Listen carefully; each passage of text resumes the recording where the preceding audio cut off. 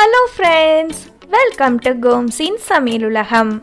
இன்னைக்கு நம்ம பார்க்க போற ரெசிபி இந்த தீபாவளியவே ஸ்பெஷல் ஆக்கிறதுக்கு பார்த்தோனே அட்ராக்டிவா இருக்கிற மாதிரி சூப்பரான பாதாம் பர்ஃபி எப்படி பண்ணலாம்னு பார்க்க போறோம். இந்த தீபாவளிக்கு இந்த பர்ஃபி நீங்க செஞ்சீங்கன்னா நீங்க செஞ்சிருக்கிற எல்லா ரெசிபிலயுமே நம்பர் 1 ரெசிபியா இதுதான் இருக்கும். வாங்க இதை எப்படி பண்ணலாம்னு பார்க்கலாம். முதல்ல ஒரு கடாயில் 3 டேபிள் ஸ்பூன் சுகர் சேர்த்துக்கிறேன். கூடவே 1/4 கப் அளவுக்கு தண்ணி. இது மேலே வைக்கக்கூடிய அந்த க்ரீன் லீஃபுக்காக நான் பண்ணுறேன். இதை ஒரு 5 நிமிஷம் போல் நல்லா கொதிக்கட்டும். இதோட கன்சிஸ்டன்சி நம்ம குலாப் ஜாமுக்கு சுகர் பாகு ரெடி பண்ணுவோம்ல, அந்த ஸ்டிக்கி கன்சிஸ்டன்சியில் இருக்கணும். இப்போ இதில் கொஞ்சமாக க்ரீன் ஃபுட் கலர் ஆட் பண்ணுறேன். நல்லா கலந்தாச்சு. இப்போது 1/2 கப் பால் பவுடரை இதை கொஞ்சம் கொஞ்சமாக உள்ளே சேர்த்து நம்ம மிக்ஸ் பண்ணிக்கணும். கட்டி எதுவும் இருக்கக்கூடாது. இது நார்மல் மில்க் பேடா ரெசிபி தான். அதை தான் நம்ம லீஃப்காக செய்ய போகிறோம். கீழே வைக்கக்கூடியது தான் பாதாம் வச்சு நம்ம ப்ரிப்பேர் பண்ண போகிறோம்.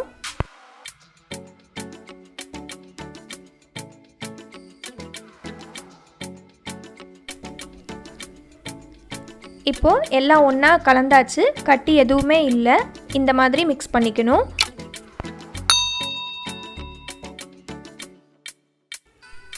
எல்லாம் இந்த மாதிரி ஒன்று சேர்ந்ததும் இதில் 1 டீஸ்பூன் பட்டர் சேர்க்குறேன். பட்டர் சேர்த்து கலக்கும்போது பேனில் எதுவும் ஒட்டாத பதத்துக்கு சீக்கிரமாக வந்துடும்.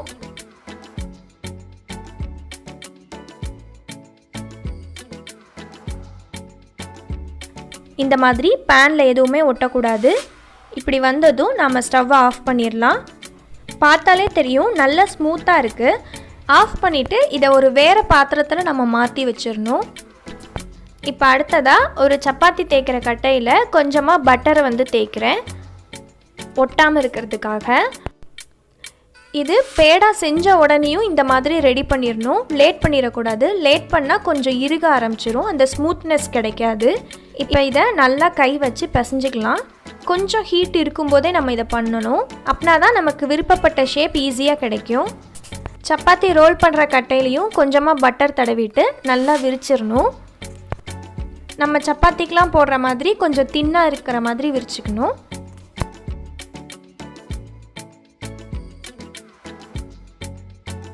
இந்த மாதிரி விரிச்சிட்டு இதில் ஷேப் பண்ணுறதுக்கு இந்த மாதிரி ஸ்டார் குக்கி கட்டர் எடுத்திருக்கேன்.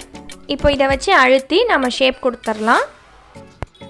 இப்போ இதை நான் ரிமூவ் பண்ணி காட்டுறேன் பாருங்கள்.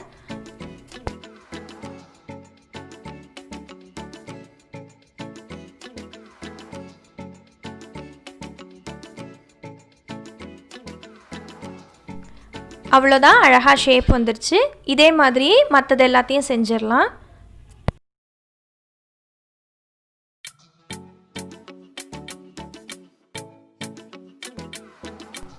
இப்போ அடுத்ததாக பாதாம் பர்ஃபி பண்ணுறதுக்கு 1/2 கப் பாதாம் பருப்பை 1 கப் தண்ணியில் சேர்க்குறேன். இது நல்லா கொதிக்கட்டும். ஒரு 5 நிமிஷத்தில் பாதாமோட தோல் ஈஸியாக ரிமூவ் ஆகணும். அதுக்காக தான் இந்த ஸ்டெப் பண்ணுறோம். கொதிச்சிட்டு இருக்கும்போது ஒரு பாதாம் எடுத்து தோலை ரிமூவ் பண்ணி பாருங்கள். தோல் ஈஸியாக ரிமூவ் ஆகிடுச்சுன்னா நம்ம ஸ்டவ்வை ஆஃப் பண்ணிடலாம். இப்போ உடனேவே தண்ணியெல்லாம் நம்ம வடிச்சிடணும். வடிச்சிட்டு இன்னும் கொஞ்சம் நார்மல் வாட்டரை ஆட் பண்ணிவிட்டு இப்போ நம்ம உடனேவே தோலெல்லாம் ரிமூவ் பண்ண ஆரம்பிச்சிடணும். கொஞ்சம் அது ஹீட் இருக்கும்போதே ரிமூவ் பண்ணால் தான் ஈஸியாக இருக்கும். இந்த மாதிரி உரிச்சிட்டு மறுபடியும் இதை ஒரு பாத்திரத்தில் சேர்த்துட்டு கொஞ்சமாக தண்ணி சேர்த்து நல்லா வாஷ் பண்ணிடலாம்.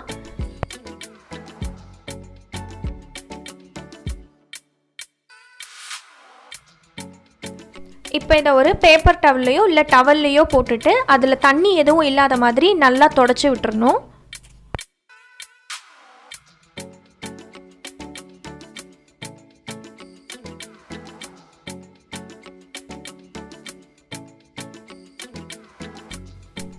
இந்த மாதிரி பாதாமில் தண்ணி எதுவும் இல்லாமல் நல்லா தொடச்சி எடுத்துடணும்.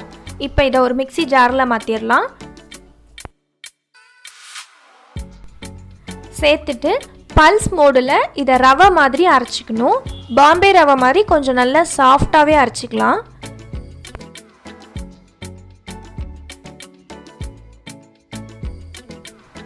இந்த மாதிரி இருந்தால் கரெக்டாக இருக்கும். நான் தண்ணி எதுவுமே ஆட் பண்ணலை. இப்போ அடுத்ததாக ஸ்டவ்வில் ஒரு கடாய் வச்சுட்டு அதில் 6 டேபிள் ஸ்பூன் அளவுக்கு சுகர் ஆட் பண்ணுறேன். இப்போ இதோட அரைச்சி வச்சுருக்கிற பாதாமையும் சேர்த்துடலாம். இப்போது இந்த பாதாமில் இருக்கிற கட்டிகள் எல்லாத்தையும் கரண்டி வச்சு நல்லா அழுத்தம் கொடுத்து உடச்சி விட்டுருங்க. இந்த மாதிரி எல்லாம் தனித்தனியாக ஆனதும் இதில் கொஞ்சம் கொஞ்சமாக தண்ணி சேர்த்து கலந்து விடணும். மொத்தம் இதுக்கு வந்து ஒரு 4 டேபிள் ஸ்பூன் அளவுக்கு தான் தண்ணி தேவைப்படும்.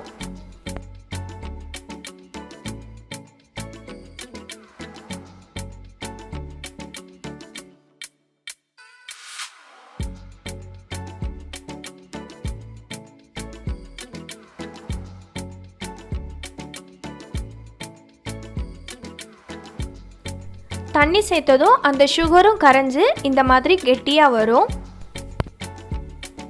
இப்படி வந்ததுக்கப்புறம் இதில் ஆரஞ்சு ஃபுட் கலர் நான் ஆட் பண்ணுறேன். இப்போ இதை நல்லா ஈவனாக ஸ்ப்ரெட் ஆகிற மாதிரி மிக்ஸ் பண்ணிடலாம். பர்ஃபி இன்னும் ரெடி ஆகலை, இன்னும் கொஞ்சம் டைம் எடுக்கும். பர்ஃபி ரெடி ஆயிடுச்சான்னு செக் பண்ணுறதுக்கு கொஞ்சமாக இப்படி கையில் எடுத்து உருட்டணுன்னா அது கரெக்டாக அந்த ஷேப்புக்கு உருண்டு வரணும்.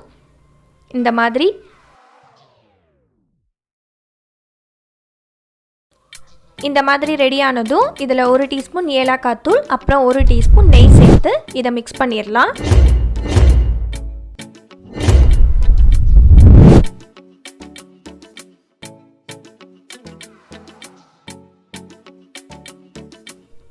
பேனில் எதுவும் ஒட்டாமல் கரெக்டாக இப்போ வந்து ரெடி ஆயிடுச்சு. ஸ்டவ்வை ஆஃப் பண்ணிவிட்டு இதை இந்த மாதிரி ஸ்ப்ரெட் பண்ணி விட்டு இந்த கடாயிலேயே ஒரு 5 நிமிஷம் ஆறட்டும். ஸ்டவ்வில் இருந்து இறக்கி வச்சிடணும், இல்லைன்னா அந்த ஹீட்டுக்கு சூடாகிட்டே இருக்கும். இப்போ கை வைக்கிற சூடு வரணும், கம்ப்ளீட்டாக ஆறிடக்கூடாது. ஃபுல்லாக ஆறிடுச்சுன்னா ஷேப் வந்து வராது.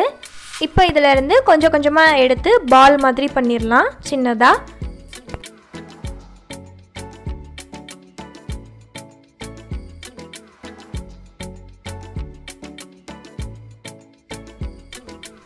பாருங்கள், கிராக்ஸ் எதுவுமே இல்லாமல் நல்லா ஸ்மூத்தாக வந்திருக்கு. இப்போ இதில் நம்ம ரெடி பண்ணி வச்சுருக்கிற அந்த லீஃபை வந்து மேலே வச்சிடலாம். வச்சுட்டு இந்த மாதிரி சைட்ஸ் எல்லாம் நல்லா அழுத்தி விட்டுறலாம். இப்போ இதில் நடுவில் ஒரு கிராம்பை குத்தி விட்டுறலாம். இப்போ இது பார்க்குறதுக்கு கிளையிலேருந்து பழத்தை பறித்த மாதிரி இருக்கும். அவ்வளோதான், ரொம்ப ஈஸியாக பண்ணிடலாம். 2 பர்ஃபியுமே டேஸ்ட் வைஸ் ரொம்ப சூப்பராக இருக்கும், பார்க்குறதுக்கும் ரொம்ப அட்ராக்டிவாக இருக்கும். கண்டிப்பாக நீங்களும் இந்த ரெசிபியை உங்கள் வீட்டில் தீபாவளிக்கு ட்ரை பண்ணுங்கள். ட்ரை பண்ணிவிட்டு எப்படி இருந்ததுன்றதை கமெண்ட்டில் சொல்லுங்கள். உங்களுக்கு இந்த வீடியோ பிடிச்சிருந்தா கோம்ஸின் சமையல் உலகம் சேனலுக்கு சப்ஸ்கிரைப் பண்ணுங்கள். அப்படியே அந்த பெல் ஐகானையும் கிளிக் பண்ணுங்கள். தேங்க்யூ ஃபார் வாட்சிங். சுவை மனம் எங்கும் பரவட்டும்.